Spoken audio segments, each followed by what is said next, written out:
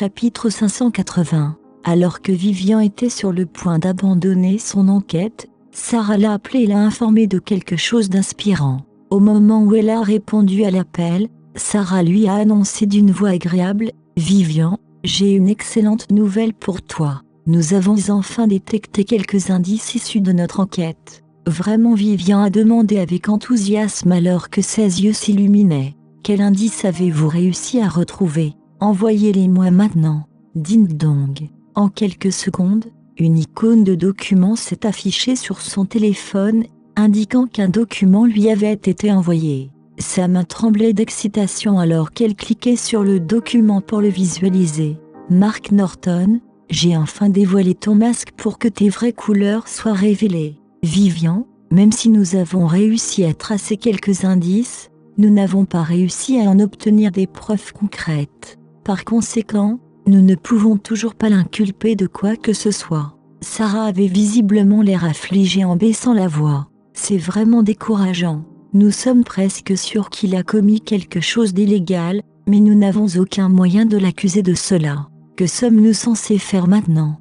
Penses-tu être en mesure d'obtenir la preuve pertinente ?» Il y avait une profonde anxiété dans le ton de Vivian. Le défi majeur auquel nous sommes confrontés actuellement est que nous ne connaissons aucun avocat ou professionnel du droit que nous puissions consulter pour d'autres mesures à prendre. Si quelqu'un du secteur juridique peut nous guider ou nous aider à collecter les preuves correspondantes, je suis sûre que les choses seront beaucoup plus faciles pour nous, a expliqué patiemment Sarah. Très bien, je ferai de mon mieux pour contacter des avocats fiables pour les consulter à ce sujet. Ne baissez pas votre garde et continuez à le surveiller de près. Faites de votre mieux pour voir si vous pouvez détecter d'autres choses qui ne vont pas chez lui, lui a demandé Vivian. Bien sûr, Vivian, ne t'inquiète pas, nous ferons de notre mieux et ne te décevrons pas, Sarah répondit avec assurance. Néanmoins, Vivian ne put s'empêcher de se sentir en insécurité et lui conseilla à nouveau, gardez à l'esprit que votre sécurité est toujours la priorité absolue.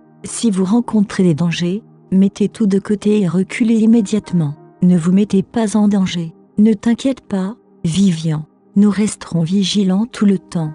Je suis sûre qu'il n'y aura pas de problème. Vivian a passé un peu de temps à conseiller Sarah à nouveau avant qu'elle ne mette finalement fin à la conversation et raccroche le téléphone.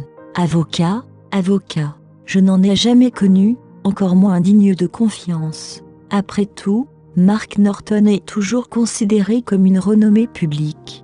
Comment puis-je divulguer quoi que ce soit à des avocats ? Que suis-je censé faire maintenant ? Un nom lui vint soudain à l'esprit lorsqu'elle aperçut son téléphone.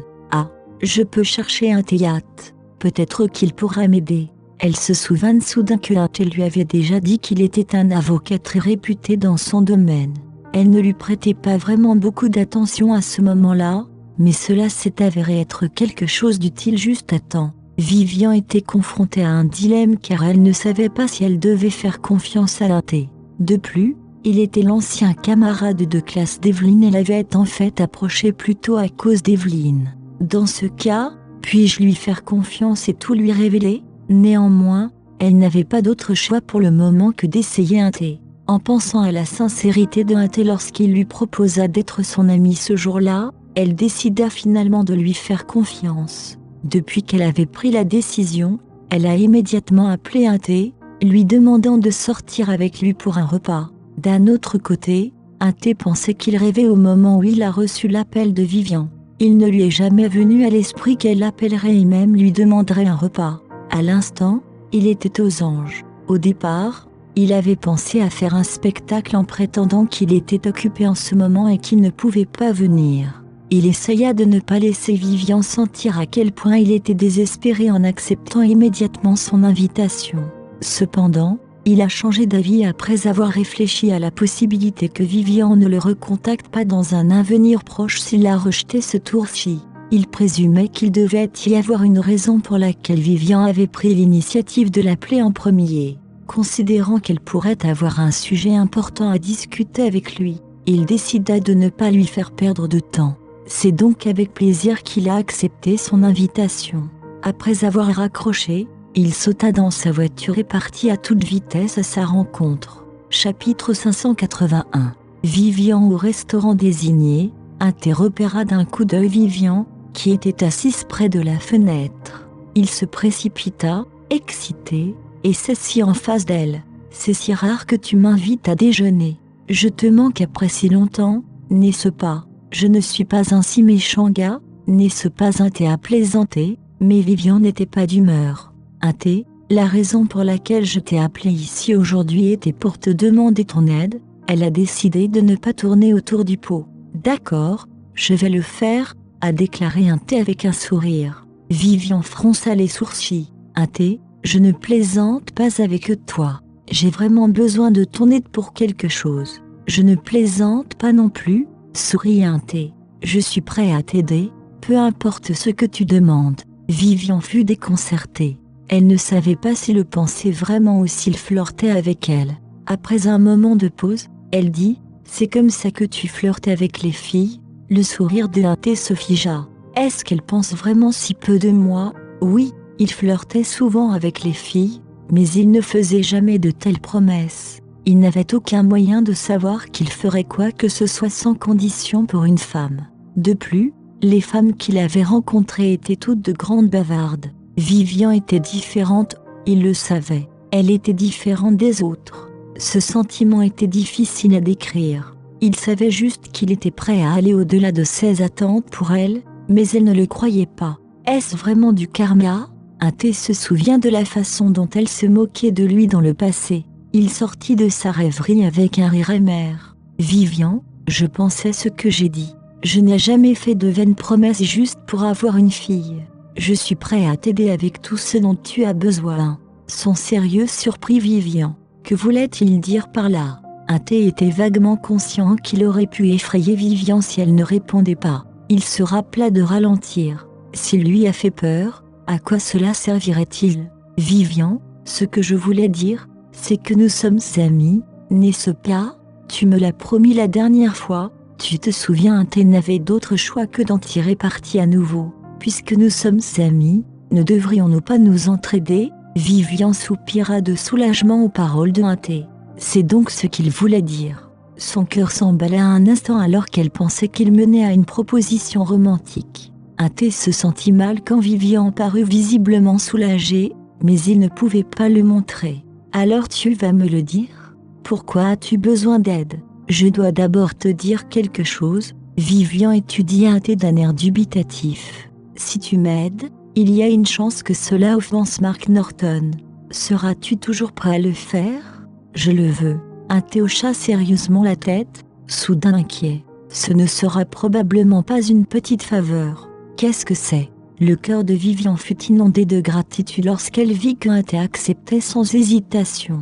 Elle se sentait également coupable d'avoir douté de sa décision de lui faire confiance. Elle a sorti son téléphone et a montré à un T les informations que Sarah lui avait envoyées. « J'ai besoin de ton aide pour rechercher des preuves à ce sujet. »« D'accord, » répondit un T sans lever les yeux. Il étudia en silence les informations qui lui étaient présentées. Vivian était préparée au fait qu'un T pourrait tenter de refuser, mais elle a été surprise de constater qu'il n'a pas opposé la moindre résistance. Vivian se sentait encore plus mal. Sa confiance envers un T s'est approfondie. Point de suspension. Cela fait 10 jours depuis la promesse de un T à Vivian, mais ils n'avaient pas été en contact. Vivian a estimé qu'il était approprié d'appeler et de se précipiter pour que sa faveur soit rendue. Entre-temps, elle bouillonnait de panique. Chapitre 582. Un T a finalement appelé et informé Vivian qu'il avait trouvé des preuves concrètes du problème avec Mark. Vraiment, Vivian a crié avec enthousiasme. Il y a enfin des preuves pour punir ce salaud. Oui, répondit un T. Et les preuves sont plus que suffisantes. De quoi le mettre à l'écart pendant quelques années, si tu le souhaites. Il était satisfait de l'effet que sa nouvelle produisait sur Vivian et se sent infecté par sa joie. Merci, un T, dit Vivian avec gratitude. Où es-tu en ce moment? Je vais chez toi en voiture.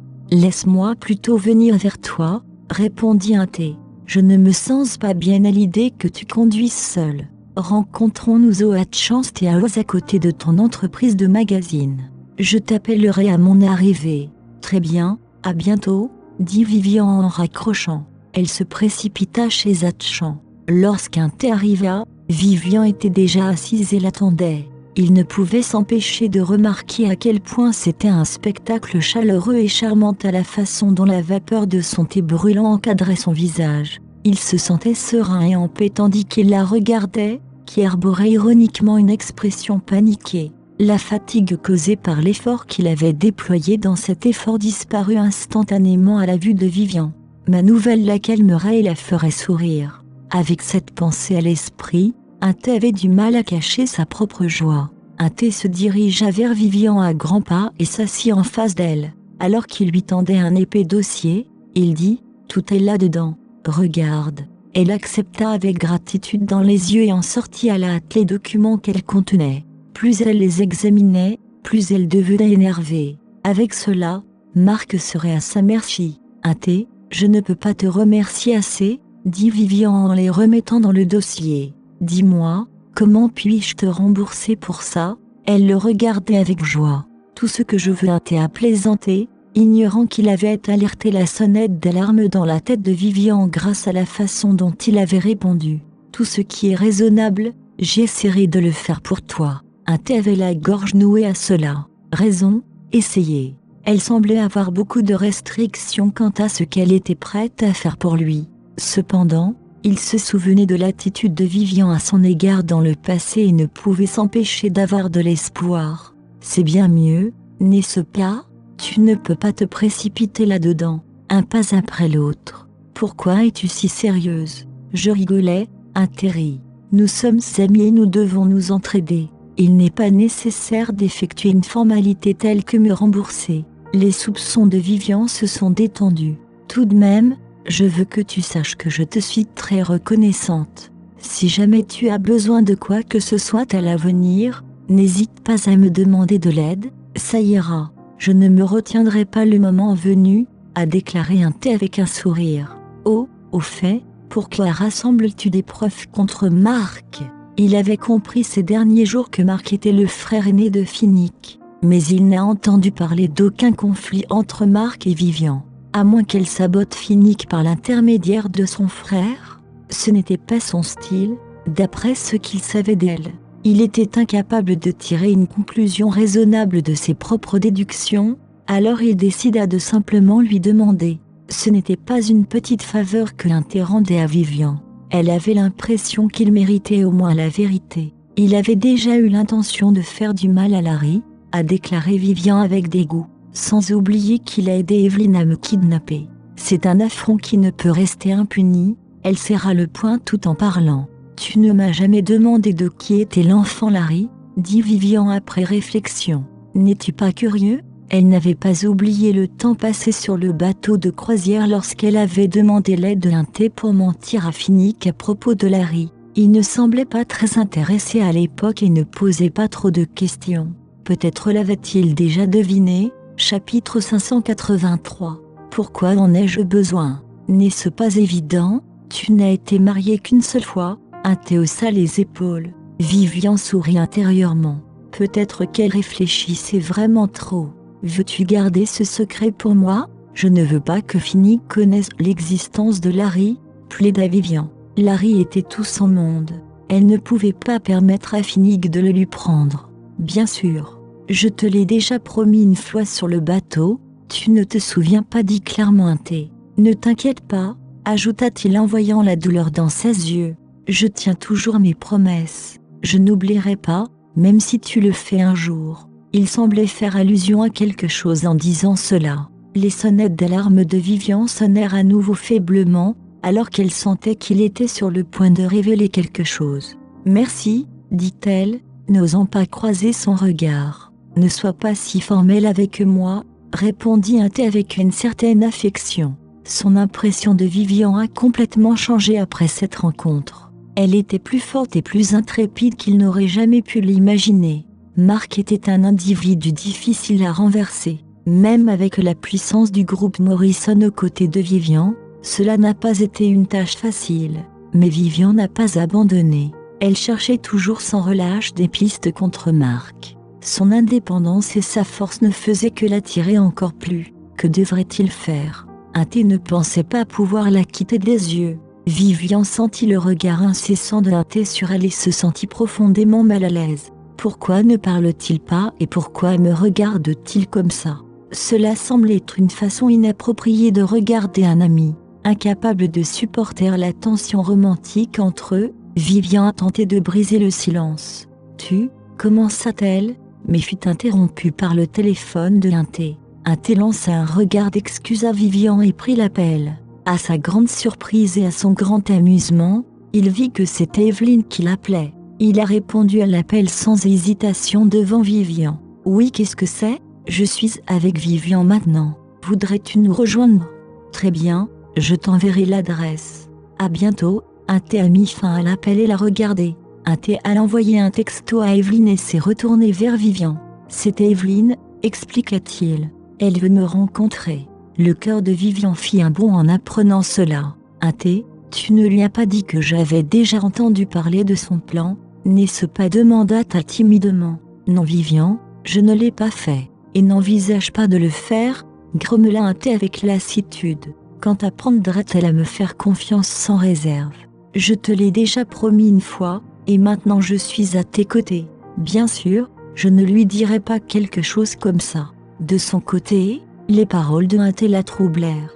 Depuis quand est-il devenu son allié, et d'où vient cette grogne? Depuis le jour où elle lui avait promis d'être amie, son attitude à son égard avait été très étrange. Un thé avait l'habitude d'essayer de la flatter, mais elle était consciente de ses motivations et gardait donc ses distances en tant que spectatrice plutôt qu'en tant que participante. Mais maintenant, il semblait que un thé se souciait vraiment d'elle, elle pouvait le sentir. C'était une préoccupation tangible et pas du tout comme avant. Mais pourquoi? Était-ce aussi simple qu'il l'a dit, qu'ils n'étaient qu'amis? Vivian, qu'est-ce qui ne va pas? Qu'est-ce qui préoccupe ton esprit? Un thé agita une main devant son visage, confuse par sa soudaine rêverie. « Oh, rien, » dit Vivian en reprenant le contrôle d'elle-même. « Merci encore d'avoir gardé mon secret en sécurité. » « Vivian, combien de fois veux-tu me remercier aujourd'hui? » réitéra un thé. « Nous n'avons pas besoin d'être aussi formels les uns avec les autres. Quand commencera-t-elle à comprendre qu'il ne lui est pas étranger? »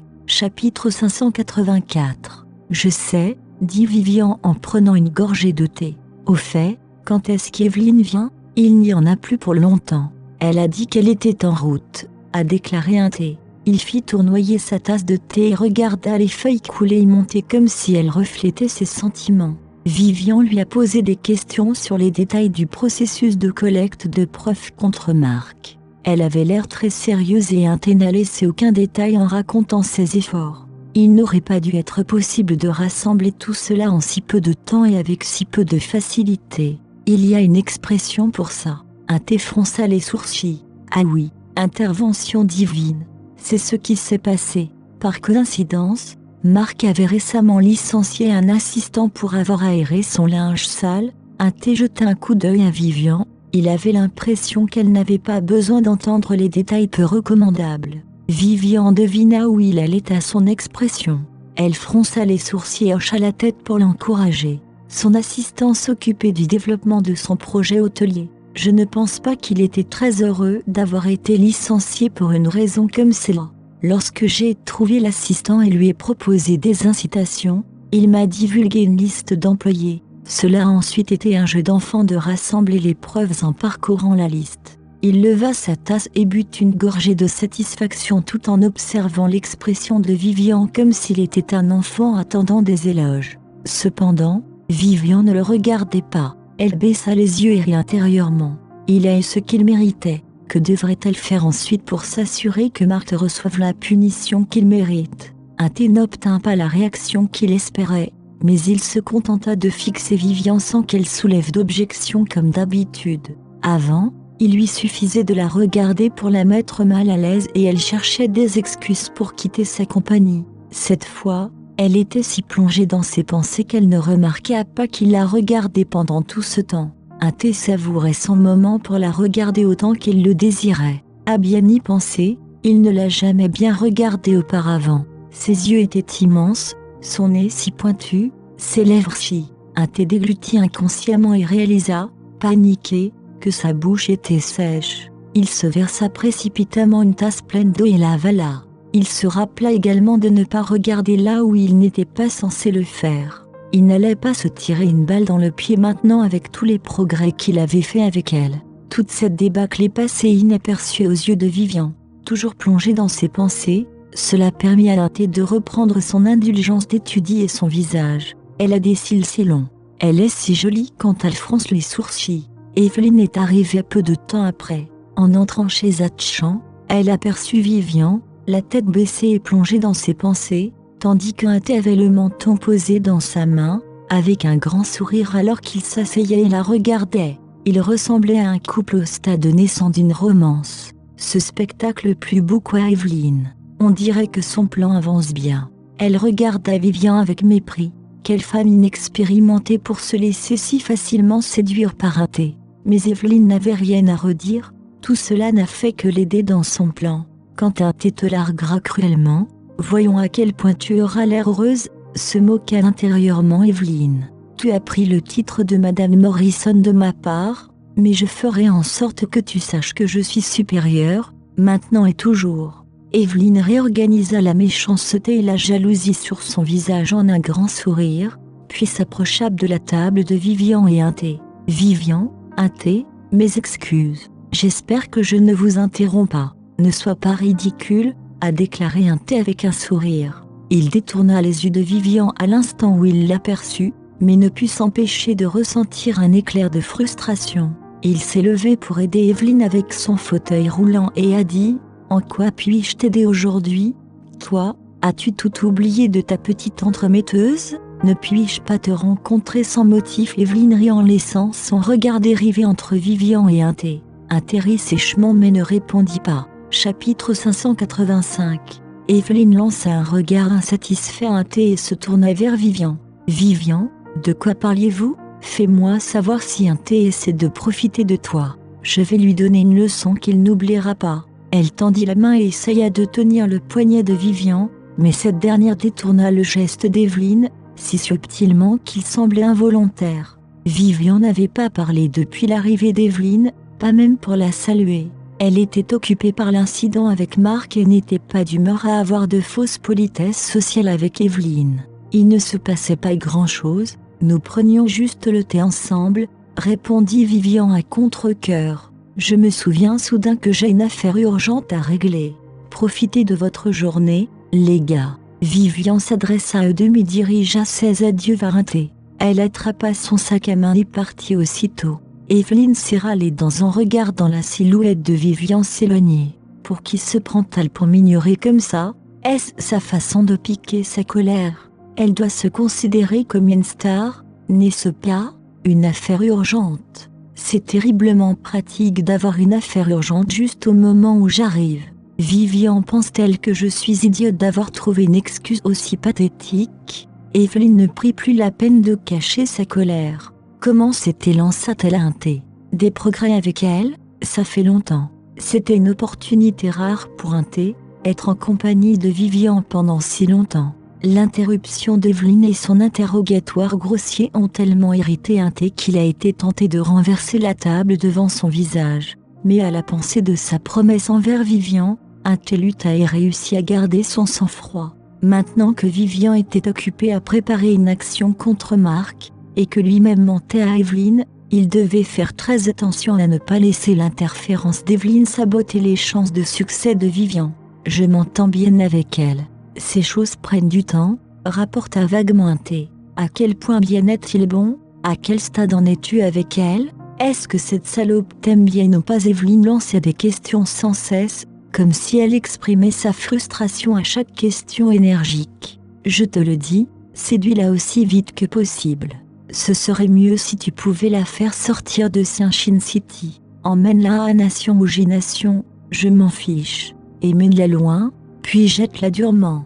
Je veux que cette salope souffre. Je ne peux pas me frayer un chemin dans sa vie romantique, répondit Ante en essayant d'empêcher sa main de la gifler pour la façon dont elle parlait. Elle est tellement vulgaire. Comment ai-je fini par devenir amie avec elle en premier lieu ? Evelyne remarqua la colère de Ante sur son visage et réalisa qu'elle s'était comportée de manière inappropriée. Un thé lui rendait service après tout. S'il décidait de l'abandonner, tout son plan s'enflammerait. Evelyne prit une profonde inspiration pour se calmer et se força à sourire. « Pardonne-moi, j'étais trop impatiente. S'il te plaît, ne te fâche pas. Alors, comment évoluent vos progrès ? Cela ne devrait pas tarder. » « Elle est prête à dire oui, » répondit un thé avec irritation. L'irritation de un thé satisfit d'une manière ou d'une autre Evelyne. Bien sûr, il était irrité contre Vivian, et pas contre elle. C'est aussi bien. Elle avait peur que l'un thé tombe vraiment amoureux de Vivian et ne supporte pas de lui faire du mal quand il serait temps pour lui de le faire. Il valait mieux qu'il soit irrité maintenant. Laissez-le s'accumuler, le moment venu, il sera capable de faire un travail spectaculaire en la larguant. C'est bien si c'est bientôt. Il te suffit de continuer encore un peu. Quand elle est folle de toi, laisse-la tomber. Ensuite, tu pourras voir son visage de garce jour et nuit. La tentative d'Evelyne de réconforter un thé n'a fait que l'exaspérer davantage. Comment était-il possible pour quelqu'un d'être aussi méchant ? Evelyne a interprété le froncement de sourcils de un thé comme étant une intolérance à l'idée de devoir encore traiter avec Vivian dans un avenir prévisible. Mais si c'est elle qui devait regarder cette foutue renard toute la journée, elle deviendrait folle aussi. Un thé allait vraiment au-delà de ses attentes pour qu'elle se soumette à tout cela. Un thé, patiente encore un peu pour moi. Je te remercierai comme il se doit une fois que ce sera fait, dit Evelyne en lui faisant un clin d'œil suggestif. Chapitre 586. Que veux-tu dire ? Un thé plissa les yeux vers elle. Une fureur froide passa dangereusement dans ses yeux pendant un instant.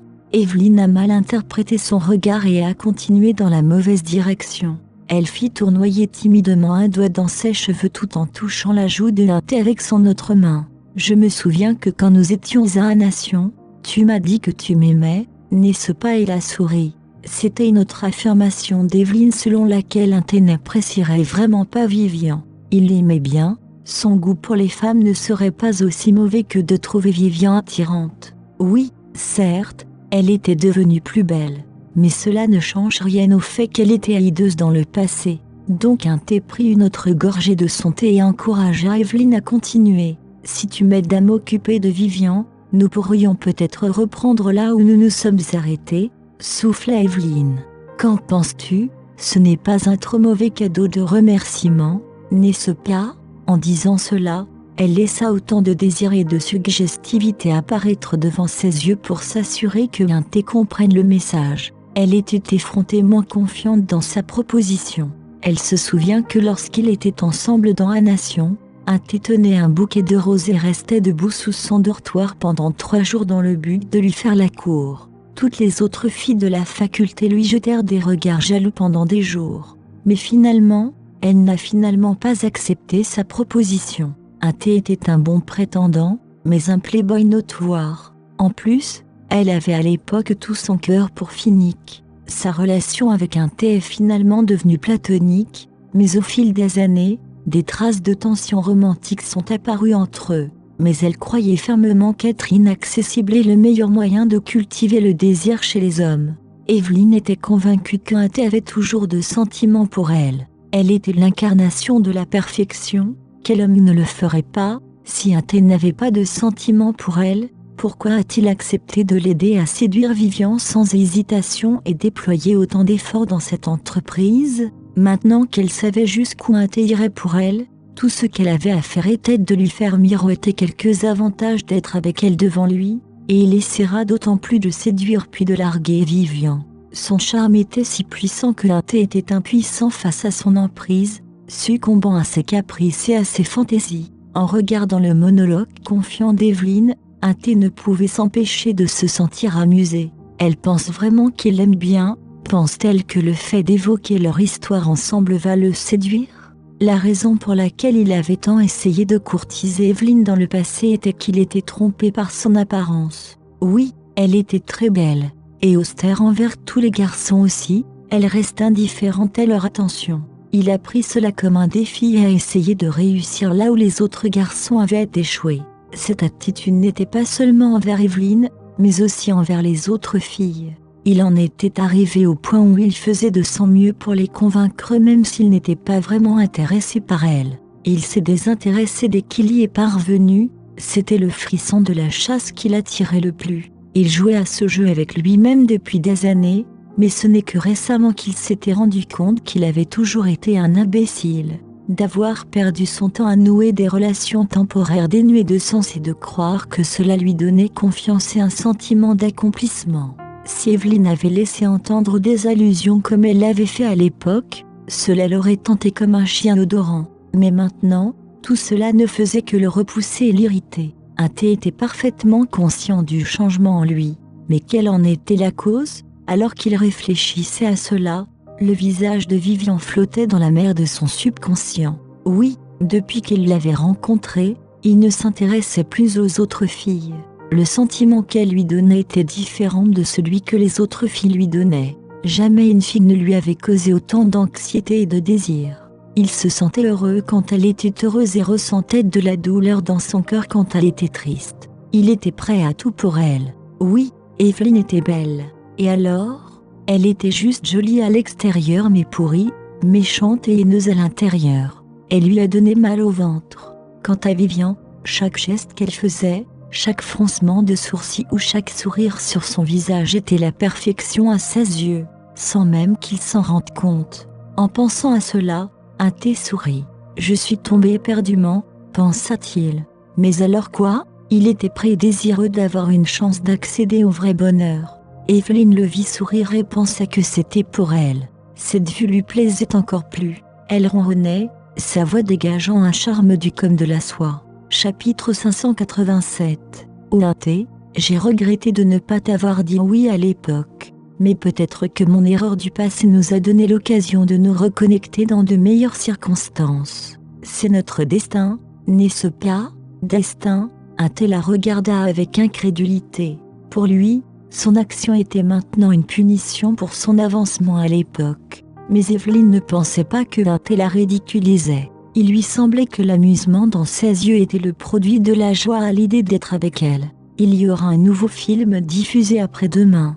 La bande-annonce semble prometteuse. Veux-tu venir avec moi? Evelyn a pris l'initiative et a lancé une invitation. Je suis désolée, je ne peux pas. J'ai des choses à régler ce jour-là, interrogea immédiatement. Il se leva et s'excusa. J'ai encore des choses à travailler, je dois y aller. Evelyn regarda avec un silence choqué le départ de T.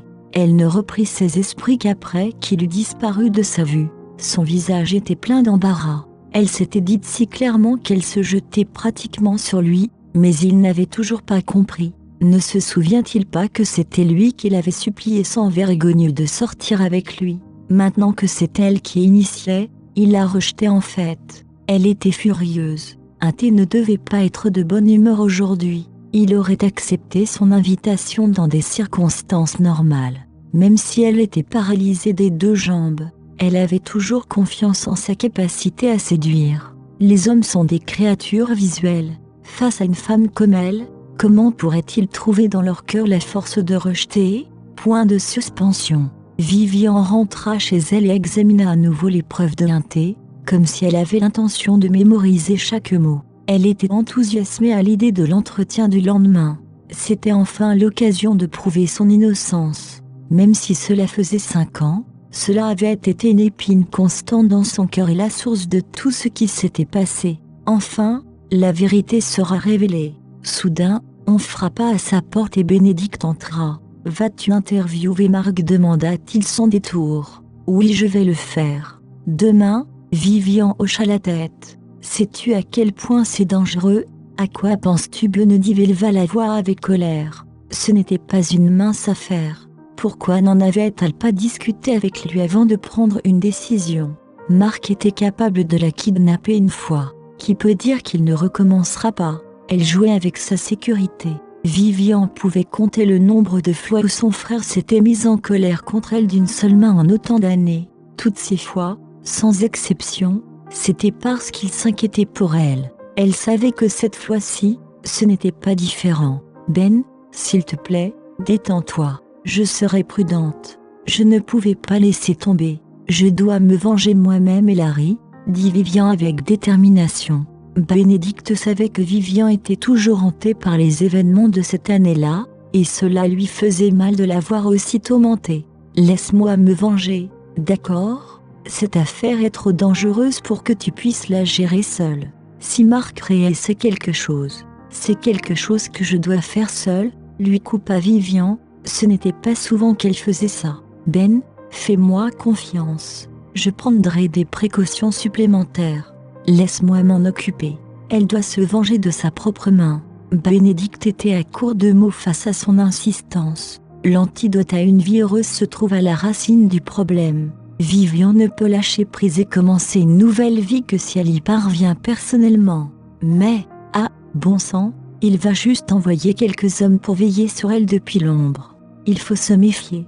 S'il y a le moindre danger, appelle-moi immédiatement. Bénédicte était toujours inquiet.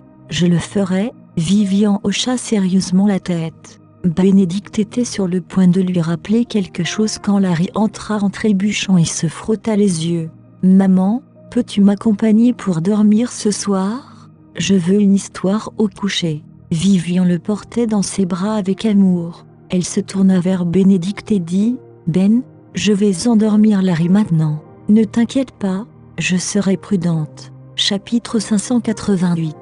Bénédicte grogna d'approbation. « Passe une bonne nuit, » dit-il à Larry en ébouriffant ses cheveux. De retour dans la chambre de Larry, Vivian le borda et lui tapota le dos. « Quelle histoire voudrais-tu ce soir, petite citrouille ?» demanda-t-elle d'une voix douce. « Le lapin et le tigre, s'il te plaît, » répondit Larry avec enthousiasme. Cela faisait longtemps que maman ne racontait pas d'histoire avant d'aller au lit. « D'accord, » acquiesça Vivian et picota Larry sur le front. « Il y a bien longtemps, dans la forêt vivait un petit lapin blanc. Un jour, la maman lapin a dit. » Sous l'accalmie de la douce narration de Vivian, Larry s'est calmé très rapidement. Elle lui toucha la joue et sentit son cœur fondre. En même temps, elle s'est préparée à ce qui allait arriver, alimentée par l'amour puissant d'une mère. Vivian dans le présent doit être forte, contrairement à Vivian dans le passé. Ce n'est qu'en étant forte et puissante qu'elle a pu protéger Larry, le nom Morrison et elle-même. Point de suspension. Le lendemain, Vivian a amené Sarah et Charlie, le photographe de la société de magazine, à Norton Corporation. Avant cela, Mark avait rendez-vous avec la société de magazine. « Très bien, s'il vous plaît, asseyez-vous. J'informerai Monsieur Norton », a déclaré la réceptionniste lorsque Vivian a expliqué le but de sa visite. Ils hochèrent la tête et prirent place sur le canapé. Peu de temps après, la réceptionniste est arrivée. « M. Norton vous attend dans son bureau », dit-elle avec un sourire poli. « Suivez-moi s'il vous plaît. » Ils entrèrent dans l'ascenseur. Plus on montait, plus Vivian sentait son anxiété se dissiper. C'est aujourd'hui le jour. Mark les attendait avec un grand sourire dans son bureau. L'ouverture de l'hôtel était sans aucun doute le plus gros projet entrepris depuis quelques années par Norton Corporation. Mark avait déployé beaucoup d'efforts pour obtenir l'approbation des nombreux départements concernés afin d'y parvenir. Tout était en place. Il leur suffisait d'une apparition médiatique pour que cela soit officiellement lancé. Il a prévu la possibilité de rediriger le trafic de toute la ville vers la rue de l'hôtel une fois ouvert. Lui et lui seul ont réalisé tout cela. Finnick ne leva pas le petit doigt. Lorsque l'hôtel sera officiellement ouvert, sa position au sein de Norton Corporation sera assurée une fois pour toutes. Finnick n'aurait aucune chance de rivaliser avec lui pour diriger. Les pensées de Mark furent interrompues par un coup frappé à sa porte. Il réorganisa précipitamment ses traits en un sourire accueillant. « Entrez, M. Norton, les intervieweurs sont là. Où souhaiteriez-vous mener l'entretien ?» demanda coquettement la réceptionniste aux courbes généreuses. « Faisons-le ici, dans mon bureau. » « Laissez-les entrer, » dit Mark distraitement alors qu'il étudiait son corps avec des yeux remplis de désir. « Tout de suite, Monsieur Norton, » répondit-elle. Elle remuait les fesses et lui fit un clin d'œil avant de partir. Mark tira sur sa cravate pour tenter de maîtriser ses pulsions. « Petite coquine, tu vas vivre une nuit difficile plus tard. » Vivian a été rapidement amenée au bureau de Mark. À la vue de l'homme sévère et primitif sur son trône, la façade d'un entrepreneur à succès, Vivian ricana sombrement. À première vue, Marc avait l'impression d'avoir déjà vu Vivian. Il regarda de plus près et sauta de sa chaise. « Vivian William, c'est toi. C'est un honneur pour moi que vous vous souveniez de moi, Monsieur Norton, » dit Vivian avec ironie. « Cela fait 5 ans, n'est-ce pas, et c'est Vivian Morrison maintenant. Monsieur Norton, ma vue vous surprend-elle? Est-ce votre conscience qui parle ?» Marc avait entendu dire que Vivian William était revenue au pays et s'était apparemment transformée en héritière de la famille Morrison. Mais il n'y prêta pas beaucoup attention. De toute façon, elle avait divorcé de Finnick. Il n'avait plus besoin de s'occuper d'elle. Mais il ne s'attendait pas à la revoir dans ces circonstances. Ne devrait-elle pas occuper un poste de haut rang au sein du groupe Morrison? Quelles affaires avait-elle avec une maison de magazine? Et qu'entendait-elle par conscience? Serait-il possible qu'elle ait découvert que son enlèvement avait été orchestré par Evelyn et lui-même? Marc s'est immédiatement méfié de l'interview. Chapitre 589. Mademoiselle Morrison, nous étions autrefois une famille. Comment pourrais-je oublier? Et c'est quoi tout ce discours sur les consciences? Marc travaillait dans le secteur de la vente au détail depuis des années. Il s'y connaissait en matière de préservation des apparences. « Asseyez-vous, s'il vous plaît », il fit un geste. Vivian n'essaya pas de cacher son dédain. Avec un regard cinglant sur Marc, elle s'assit sur le canapé juste en face de lui. Il était maintenant beaucoup plus proche d'elle. Il remarqua qu'elle était effectivement devenue beaucoup plus jolie qu'avant. Les rumeurs étaient donc vraies. Des cheveux longs et soyeux, des traits immaculés, son corps vêtu d'une barboteuse d'aspect professionnel, elle avait l'air à l'aise mais sans manquer d'élégance. Il fut stupéfait lorsqu'elle entra pour la première fois. Elle était méconnaissable. C'est étrange, il ne l'avait jamais considérée comme une telle beauté auparavant. Lorsqu'il avait appris que Finnick avait décidé de l'épouser, il avait plaisanté à leurs dépens. Une fille laide et paraplégique était un mariage parfait. Pourtant, elle était désormais belle. Il irait jusqu'à dire qu'Evelyn dans le passé est comparable à Vivian dans le présent. Vivian surprit Marc en train de l'étudier comme un morceau de viande et ne put s'empêcher de réprimer une vague de nausée. « M. Norton, pouvons-nous commencer l'entretien » demanda-t-elle froidement. « Bien sûr », Marc arracha ses udelles et se redressa. Il restait néanmoins à la surveiller du coin de l'œil. Sarah et Charlie étaient prêts.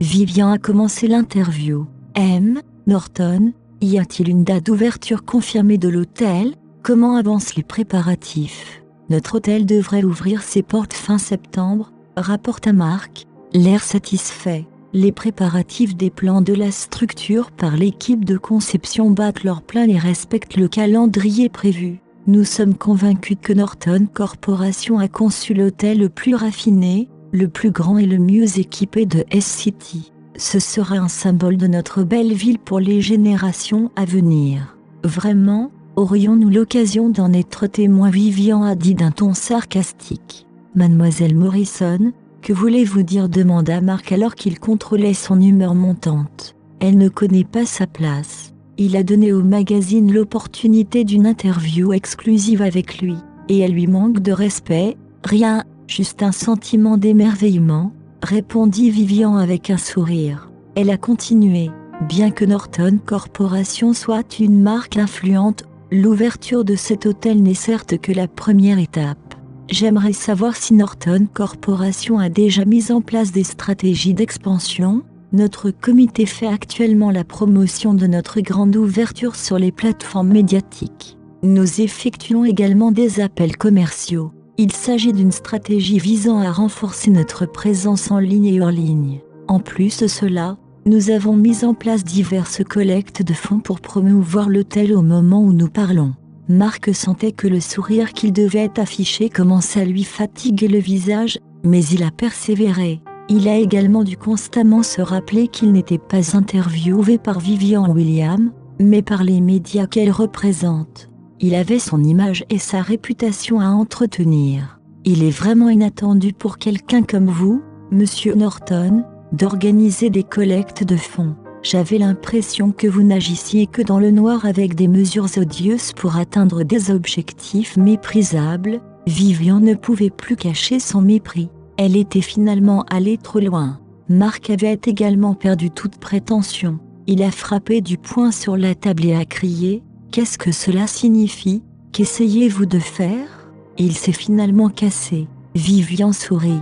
Elle se tourna vers Sarah et Charlie. « Attendez-moi dehors. J'ai quelques sujets à discuter avec Monsieur Norton. » Vivian, Sarah la regarda avec inquiétude, ne voulant pas la laisser seule ici. Elle a également contribué à l'enquête et savait que l'entretien ne se déroulerait pas sans heurts. Si Marc perdait son sang-froid, Vivian pourrait être blessée. « Tout va bien, attends dehors ?» Vivian sourit d'un ton rassurant. Après quelques hésitations, Sarah tira le bras de Charlie et ils partirent ensemble. Peut-être que Vivian avait quelque chose qu'elle préférerait qu'il n'entende pas.